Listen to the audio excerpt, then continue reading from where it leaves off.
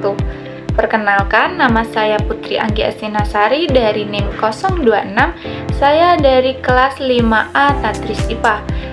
Baik, saya di sini akan mempresentasikan mengenai energi panas laut. Apa sih energi panas laut itu? Energi panas laut adalah energi yang berasal dari perbedaan suhu antara permukaan suhu laut dan air kedalaman laut. Rata-rata suhu yang ada di laut tropis yaitu 20 sampai 30 derajat Celcius. Adapun suhu di kedalaman 1000 meter dari permukaan laut yaitu 4 sampai 5 derajat Celcius. Hal ini dapat dimanfaatkan untuk menggerakkan turbin sehingga akan menghasilkan energi listrik. Nah, dari OTEC atau Ocean Thermal Energy Conversion memiliki tujuan yaitu untuk mengubah panas laut menjadi energi listrik yang bermanfaat dan tidak memiliki polusi. Adapun prinsip-prinsip kerja dari OTEC, yaitu yang pertama, air laut yang hangat akan memanaskan cairan kerja. Cairan kerja tersebut akan menguap dan uap tersebut akan memutar turbin sehingga turbin tersebut akan menghasilkan energi listrik. Nah, uap yang didinginkan oleh air laut akan kembali menjadi cairan dan siklus tersebut akan terulang kembali dan akan berputar terus. Yang selanjutnya yaitu kelebihan dan kekurangan dari OTEC. Yang kelebihannya yaitu satu, energi ini yaitu energi terbarukan dan ramah lingkungan. Yang kedua yaitu dapat dilakukan selama 24 jam tanpa mengenal cuaca. Dan yang ketiga yaitu potensinya sangat besar di wilayah tropis seperti di Indonesia ini. Dan yang terakhir yaitu dapat digunakan juga untuk desalinasi air atau membuat air laut menjadi air tawar. Sedangkan kekurangannya atau tantangannya yaitu biaya pembangunan sangat tinggi. Yang kedua, teknologi masih dalam tahap pengembangan. Yang ketiga yaitu hanya efisien di wilayah-wilayah tertentu, di wilayah laut tropis dan perbedaan suhu yang sangat besar. Yang selanjutnya yaitu contoh penggunaan OTEC.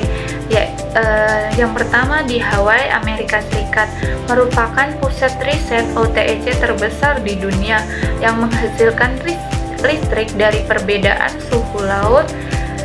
Yang kedua di Okinawa, Jepang, menggunakan teknologi OTEC untuk membangkit listrik serta produksi air tawar. Yang ketiga yaitu di Tahiti, Polinesia, Prancis, menerapkan sistem pendinginan gedung dengan air laut dalam SWAC. Yang ketiga yaitu di Nauru, Samudra Pasifik, penggunaan sistem OTEC ini untuk menghasilkan listrik dan air tawar.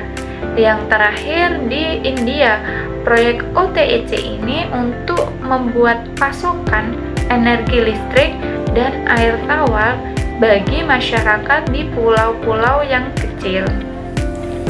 Adapun potensi di Indonesia. Indonesia adalah negeri yang memiliki iklim tropis dan memiliki laut yang bersuhu tinggi. Lokasi potensial di Indonesia seperti di Bali, di Lombok, di Sulawesi, dan yang lainnya. Dengan hal tersebut dapat mengurangi penggunaan bahan bakar fosil dan dapat menyediakan energi listrik yang bersih untuk orang-orang yang berada di daerah pesisir. Nah, dari pemaparan yang telah saya sampaikan dapat disimpulkan bahwa energi panas laut adalah energi terbarukan yang memanfaatkan perbedaan suhu di permukaan laut dan di dasar laut.